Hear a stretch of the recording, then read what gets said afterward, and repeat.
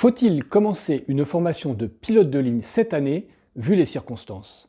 Quelques éléments de réponse dans cette vidéo, dans laquelle on va voir ce que disent les écoles et ce que disent les associations de pilotes. Aucun suspense, ce n'est pas vraiment le même discours. A tout de suite.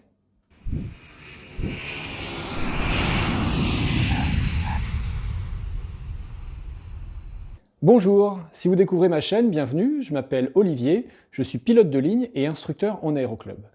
Si vous voulez devenir pilote de ligne et que vous vous demandez si vous devez commencer votre formation cette année ou attendre, cette vidéo est faite pour vous. Si vous voulez devenir pilote de ligne et que vous ne vous posez pas cette question, c'est une erreur.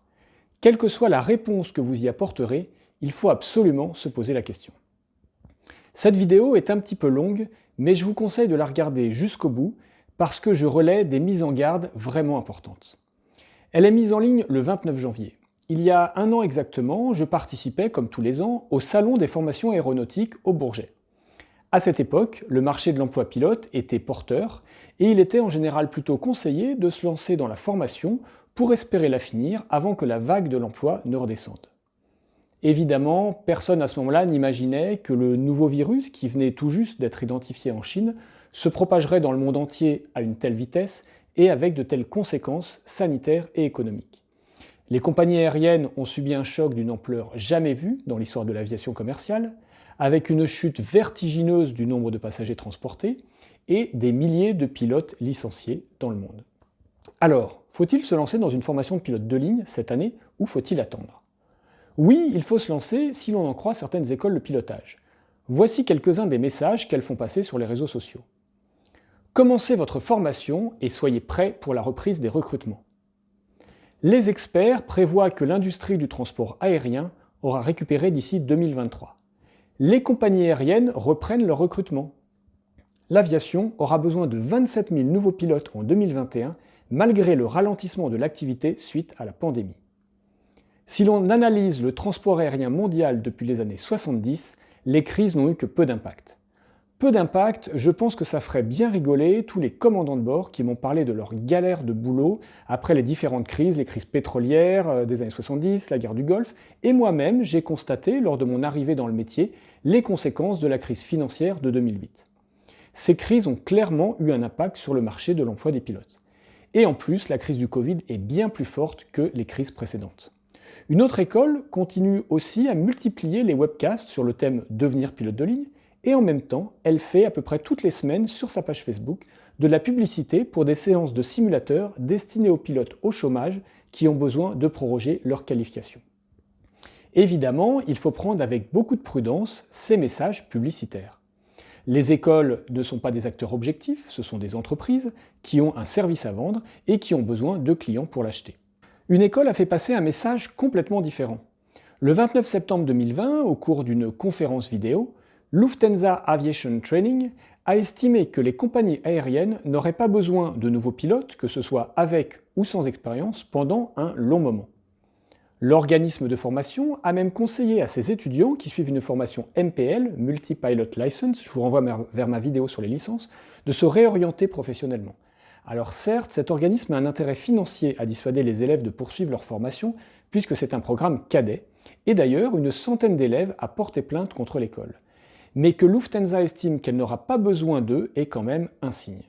Le directeur de Horizon, une autre école de pilotage qui appartient à Helvetic Airways, a lui indiqué dans un article, je cite, « Je le dis à ceux qui commencent leur formation, les chances de trouver un emploi dans un cockpit sont actuellement nulles. » Fin de citation. Plusieurs syndicats et associations de pilotes ont mis en garde ces derniers mois les futurs pilotes de ligne. En novembre, le BALPA, le syndicat anglais des pilotes de ligne, diffusait un communiqué de presse titré « Un syndicat de pilotes déconseille aux étudiants de commencer une formation de pilote dans un avenir proche ». Dans ce communiqué, le syndicat demande aux personnes qui envisagent de se lancer dans une formation de pilote professionnel de bien y réfléchir. Et il explique que sa démarche sort certes de l'ordinaire, mais qu'elle a pour but d'éviter à des étudiants de dépenser 100 000 livres, environ 110 000 euros, uniquement pour se rendre compte à la fin de la formation qu'il n'y a pas de boulot.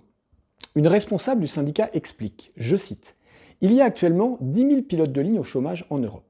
Beaucoup d'autres pilotes travaillent à temps partiel et ou ont un salaire réduit pour éviter des licenciements. Et environ 200 étudiants qui sont dans des écoles de pilotage pour travailler chez EasyJet n'ont plus la certitude d'obtenir leur licence et sont encore moins certains d'avoir un emploi. Je continue à citer cette responsable. Ce n'est pas bon signe pour celles et ceux qui veulent devenir pilotes de ligne. Une fois que cette épidémie sera terminée, il y aura moins d'emplois de pilotes et davantage de pilotes en compétition pour chacun de ces jobs. Dans cette situation, il serait irresponsable de ne pas conseiller aux gens d'envisager de retarder leur début de formation. Nous exhortons les futurs pilotes à acquérir d'abord une expérience dans une autre profession, ce qui leur permettra de retarder leur formation jusqu'à ce que le transport aérien se porte mieux, et leur donnera des compétences et une expérience supplémentaires, mais leur fournira aussi un plan B. Celles et ceux qui veulent malgré tout commencer leur formation rapidement devraient envisager la solution de la formation modulaire.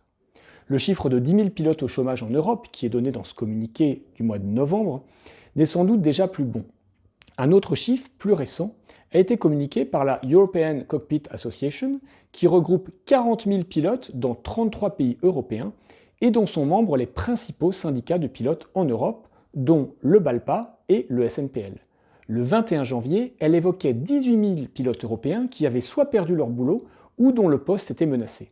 Voici un graphique interactif qu'on peut trouver sur leur site pour se rendre compte du nombre de compagnies concernées. En cliquant sur une compagnie aérienne, on peut voir dans quel pays se trouvent les emplois menacés ou déjà supprimés. En décembre, le CA avait déjà diffusé un communiqué qui disait, je cite, « Si devenir un pilote a toujours été difficile, si c'est un challenge, voire si c'était déconseillé avant la crise, commencer votre formation professionnelle maintenant pourrait être considéré comme une folie. Le désastre économique provoqué par le Covid a purement et simplement supprimé les chances de trouver un emploi de pilote à la fin de la formation. Et la crise actuelle peut être l'occasion de considérer ce choix de carrière avec davantage de rationalité et moins d'émotion. » Et l'association ajoute, je cite, « Si certaines écoles ont logiquement arrêté d'accepter des candidatures, d'autres continuent à faire de la publicité de manière agressive pour leur formation. » Une étude de CAE, qui est un organisme de formation, évoquait un besoin de 27 000 pilotes. Ce chiffre est difficile à croire. Les études présentées par des écoles de pilotage et des constructeurs aéronautiques ont toujours été biaisées, motivées par des objectifs financiers. Fin de citation. Et Eurocockpit rappelle que depuis des années, les études parlent d'un manque de pilotes dans un avenir proche, ce qui n'est jamais arrivé récemment en Europe.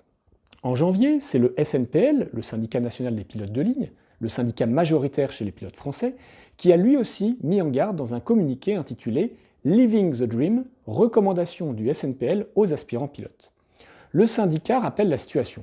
Coup d'arrêt brutal au transport aérien, faillite de plusieurs compagnies aériennes en France et en Europe, d'autres compagnies obligées d'obtenir des financements, licenciement de pilotes, d'autres pilotes auto-entrepreneurs sans activité et donc sans revenus. Le SNPL écrit que le métier de pilote de ligne fait toujours rêver et attire tous les ans un grand nombre de candidats. Et c'est vrai, c'est à la fois la beauté et le danger de la chose.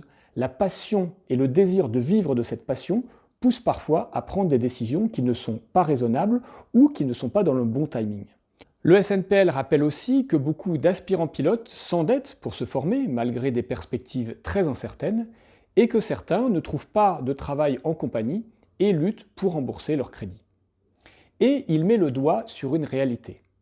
Face à la crise, les formations gratuites s'adaptent, moins de candidats sélectionnés par l'ENAC, sélection cadet arrêtée, formation interrompue, mais, écrit le SNPL, je cite, « Certains centres de formation très lucratifs continuent de faire miroiter de brillantes perspectives professionnelles à leurs potentiels clients. D'après eux, les chiffres seraient sans appel. 27 000 nouveaux pilotes seraient nécessaires dès 2021. » Fin de citation. Le SNPL indique que le nombre de ses membres en difficulté ne cesse de grossir et il constate que dans les compagnies, ses représentants négocient du chômage partiel, des réductions de salaire, voire des licenciements. Et il conclut, je cite encore, « Dans ces circonstances particulières, il nous semble important d'inciter les aspirants pilotes à la plus grande prudence face aux promesses parfois trompeuses d'organismes de formation qui occultent la situation générale de l'emploi pilote au profit exclusif d'intérêts mercantiles. Sans emploi rémunérateur en sortie d'école, rembourser une formation de 100 000 € tout en entretenant ses qualifications à ses frais est une situation rapidement insoutenable. Se former au bon moment est primordial, les compagnies préférant employer une personne tout juste sortie de formation. Disposer d'un autre cursus permet également d'aborder avec plus de sérénité ce marché du travail cyclique et compétitif. Ne laissez pas certaines écoles peu scrupuleuses transformer votre rêve en situation cauchemardesque. Fin de citation. Le plan B, qui est suggéré par le BALPA et le SNPL, est aussi recommandé par Aeropers, qui représente les pilotes de Suisse depuis 1945 et dont le porte-parole explique « Nous avons dès le début fait remarquer à nos membres qu'avoir un plan B avait du sens ». En conclusion, tout ça peut sembler déprimant et je suis désolé si c'est le cas. Mais comme le BALPA, le SNPL ou le SCA, je pense que c'est important de vous faire passer ces informations que vous n'aviez peut-être pas vues.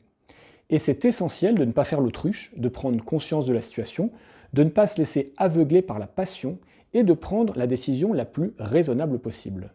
J'ai failli titrer cette vidéo « Pourquoi il ne faut pas se lancer ?» Mais j'ai préféré ce titre « Se lancer ou attendre » sous forme d'une question. Parce que je n'ai pas la réponse, je ne pense pas qu'il y ait une réponse définitive ou unique à cette question. J'ai préféré vous donner des éléments pour nourrir votre réflexion. Alors il n'est pas question de tirer un trait définitif sur votre rêve. Pour la plupart d'entre vous, vous êtes jeune, vous avez du temps devant vous. Même si vous êtes impatient de commencer ce métier, vous n'êtes pas à 1, 2 ou 3 ans près. Demandez-vous s'il n'est pas mieux de commencer ou de continuer des études dans un autre domaine, comme le recommandent les syndicats, pour construire un plan B et d'attendre de voir à quelle vitesse la situation va s'améliorer avant de vous lancer dans la formation professionnelle. En attendant, vous pouvez prendre le temps de vous renseigner sur les différents cursus. Par exemple, en lisant le livre de Mathieu, je mets dans la description un lien vers le bouquin et vers la vidéo dans laquelle je l'ai interviewé. N'hésitez pas à commencer à piloter pour vos loisirs, en planeur ou en avion, ça ne sera jamais perdu. Et le conseil est valable aussi pour les moins jeunes, profitez de la crise pour passer le PPL et commencer ainsi la formation modulaire, mais seulement par la première brique qui est une des plus longues et une des moins chères. Un autre élément pour prendre votre décision est aussi, voulez-vous faire une formation intégrée ou modulaire? Le BALPA donne à ce sujet un conseil qui me semble pertinent, mais je vous reparle de ça très vite.